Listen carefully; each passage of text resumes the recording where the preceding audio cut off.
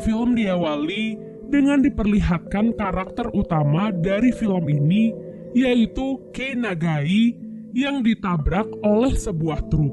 Karena dirinya adalah seorang ajin, tentu saja hal itu sama sekali tidak membunuhnya. Namun karena kejadian itu, identitasnya sebagai ajin akhirnya terbongkar. Ia berakhir menjadi objek penelitian pemerintah yang ingin mengkaji lebih dalam tentang ajin. Dalam proses itu, ia berkali-kali dibunuh dengan berbagai cara yang sangat kejam. Nagai sebenarnya bukanlah ajin pertama yang diteliti oleh pemerintah, melainkan ia adalah orang ketiga yang pernah dinyatakan sebagai ajin. Setelah semua penyiksaan itu, pada suatu hari datanglah dua orang bernama Sato dan Tanaka, di mana kedua orang ini merupakan seorang ajin yang datang untuk menyelamatkan Nagai. Mengetahui kedatangan kedua orang ini, Tosaki yang merupakan pemimpin dari penelitian itu akhirnya mulai memperketat penjagaan. Sato pun mulai menghabisi satu persatu penjaga di lab penelitian tersebut. Ia terlihat sangat mahir menggunakan pistol miliknya, sehingga siapapun yang menghadangnya bukanlah tandingan untuknya. Ia seperti tidak peduli dengan begitu banyaknya orang yang telah ia bunuh. Sampai akhirnya Sato pun berhasil menyelamatkan Nagai. Di sini Sato pun meminta Nagai untuk menggunakan pistolnya dan menembak orang-orang di sana. Namun tak diduga, Nagai justru menentang hal yang dilakukan oleh Sato, di mana ia telah membunuh begitu banyak orang. Nagai pun akhirnya kabur bersama perawat-perawat lainnya. Kemudian Sato pun mengejar Nagai dan berhasil memojokkannya. Ia pun mengeluarkan sesuatu dari dalam dirinya yang bisa disebut dengan hantu, di mana setiap ajin pasti memiliki hantu tersebut. Hantu Sato dan hantu Nagai akhirnya terlibat dalam pertarungan. Di sela pertarungan itu, Nagai akhirnya berhasil kabur dengan melompat dari atas gedung. Setelah kejadian itu, Sato dan Tanaka pun berpura-pura keluar dari gedung penelitian dan membongkar semua kekejaman yang dilakukan oleh pemerintah terhadap ajin di depan para wartawan. Ia menyuarakan kepada pemerintah agar ajin bisa diberikan tempat yang layak untuk hidup mereka. Di tempat lainnya, Nagai akhirnya bisa selamat dan sampai di rumah seorang nenek yang tinggal seorang diri. Rumah nenek itu menjadi tempat bagi Nagai untuk bersembunyi sementara waktu.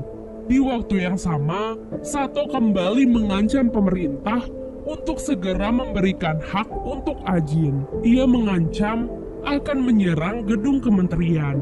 Di balik semua itu, Sato sebenarnya sudah menyimpan dendam yang cukup lama terhadap pemerintah, di mana ia pernah menjadi objek penelitian selama 20 tahun. Selama 20 tahun itulah, Sato harus merasakan kesakitan dan kematian berkali-kali. Di sisi lain, sembari bersembunyi, Nagai juga berlatih mengendalikan hantu miliknya dan terus memantau keadaan dari laptop miliknya. Setelah itu, Nagai pun pergi untuk menemui adik perempuannya yang berada di kota. Setelah beberapa lama, hari penyerangan pun akhirnya tiba.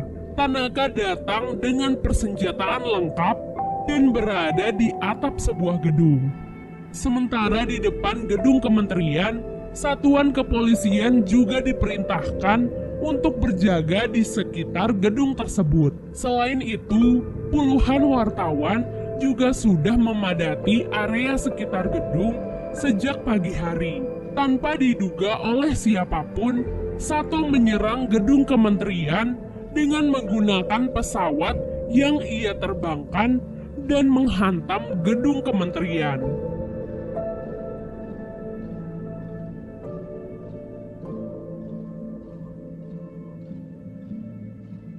Setelah semua kekacauan itu, Sato pun ditembak berkali-kali tanpa henti. Karena itu adalah satu-satunya cara untuk bisa menangkap Sato. Namun tentu saja Tanaka segera membantunya. Dari kejauhan, ia menembaki satu persatu polisi yang menahan Sato. Karena hal itu, Sato akhirnya sadar dan langsung melakukan serangan balik. Sampai akhirnya, tempat itu pun dipenuhi oleh mayat polisi-polisi yang bertugas di sana. Semua orang menyaksikan kejadian itu melalui monitor masing-masing. Sato pun mengatakan kepada pemerintah untuk memberikan wilayah Tokyo sebagai tempat untuk Ajin, dan jika permintaan itu tak dikabulkan, maka ia akan mencuri gas beracun dan menyebarkannya di seluruh wilayah Tokyo sehingga semua masyarakat Tokyo akan mati. Hal itu pun lantas membuat seluruh masyarakat akhirnya panik dan ketakutan. Setelah kejadian itu, Nagai pun pergi menemui Tosaki secara diam-diam. Ia pun menawarkan kerjasama kepada Tosaki untuk menghentikan Sato. Tentu saja hal itu merupakan tawaran yang menarik bagi Tosaki. Di sini Nagai meminta Tosaki untuk memenuhi 2 syarat yang ia berikan untuk kerjasama mereka, di mana ia ingin adiknya ditempatkan di tempat yang aman, serta ia ingin status sosial yang baru. Dan jika kerjasama itu dihianati oleh Tosaki, Nagai tak akan segan-segan untuk mencelakakan tunangan Tosaki. Keesokan harinya, Nagai, Tosaki, dan yang lainnya pun menyiapkan jebakan untuk Sato dan Ajin lainnya. Sampai hari penyerangan pun akhirnya tiba. Tanaka dan Ajin lainnya datang ke sebuah gedung pemerintah dan langsung mengacaukan keadaan. Mereka segera membunuh siapapun yang menghalangi mereka. Namun, Sato tidak terlihat bersama mereka. Sampailah Tanaka dan yang lainnya di sebuah ruangan. Ruangan itu merupakan ruangan jebakan yang sudah disiapkan oleh Nagai dan Tosaki. Dengan hantu itu, Tanaka dan yang lainnya tak akan bisa melihat apapun kecuali kabut hitam di sekitar mereka. Dengan begitu, para penjaga pun bisa dengan mudah menembakkan bius ke arah mereka. Di tempat lainnya, Sato terlihat mendatangi sebuah pabrik kayu. Tak disangka, ia datang dan berniat untuk menghancurkan dirinya dengan menggunakan alat penghancur kayu. Jika diperhatikan, Sato datang ke pabrik itu dalam keadaan tangan kirinya yang buntung, yang ternyata potongan tangannya telah dibawa oleh Tanaka, sehingga saat ia mati, ia akan muncul di tempat potongan tangannya berada. Dan benar saja, setelah membunuh dirinya, Sato akhirnya muncul di dalam ruangan tempat tangannya berada. Karena dirinya yang menjadi semakin kuat, Sato menjadi tidak terkendali. Ia pun segera menyelamatkan Tanaka dan yang lainnya, serta bergegas menuju tempat penyimpanan gas beracun. Setelah mendapatkan gas beracun itu, Sato segera menghubungi Nagai. Ia meminta Nagai untuk datang ke suatu tempat dan menyaksikan gas beracun itu akan diledakkan. Nagai yang melihat mayat rekan-rekannya akhirnya pergi dan menemui Sato. Sesampainya di sana, Nagai dan Sato pun langsung terlibat pertarungan yang cukup sengit. Begitupun juga dengan kedua hantu yang mereka miliki. Di waktu yang sama, Tosaki juga diserang oleh Tanaka.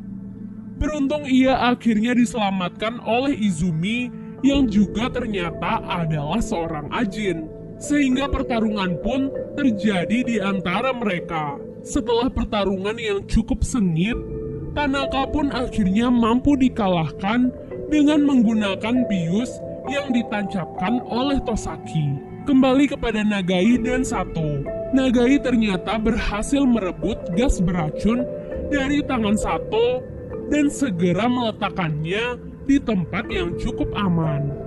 Namun pertarungan di antara mereka masih terus berlanjut. Karena keduanya yang tidak bisa mati, maka pertarungan ini pun menjadi cukup panjang. Di saat pertarungan itu, tangan kanan Nagai pun akhirnya terpotong. Namun hantu milik Nagai akhirnya berhasil menancapkan bius di dalam tubuh Sato. Namun hal itu hanya sia-sia, di mana Sato ternyata masih mampu bangkit kembali. Nagai pun seperti sudah putus asa dengan semuanya. Namun secara tak terduga, pasukan khusus anti-agen akhirnya datang dan mengepung mereka. Pasukan itu langsung menembak Sato serta membekukan Nagai dan juga Sato. Setelah beku, mereka berdua pun ditembaki hingga hancur berkeping-keping. Dengan begitu, mereka tidak akan mampu bangkit kembali. Dari pembicaraan Izumi dan Tosaki, pasukan anti-agen diturunkan atas perintah dari pemerintah dengan syarat baik Sato maupun Nagai akan dimusnahkan. Dengan kata lain, Tosaki telah mengingkari janjinya terhadap Nagai. Tak disangka, potongan tangan dari Nagai yang masih tersisa akhirnya mampu menyelamatkannya. Ia pun akhirnya bisa hidup kembali dengan beregenerasi. Setelah hidup kembali, ia pun langsung kabur dari tempat itu dengan menjatuhkan dirinya dari gedung tersebut. Dan film pun selesai.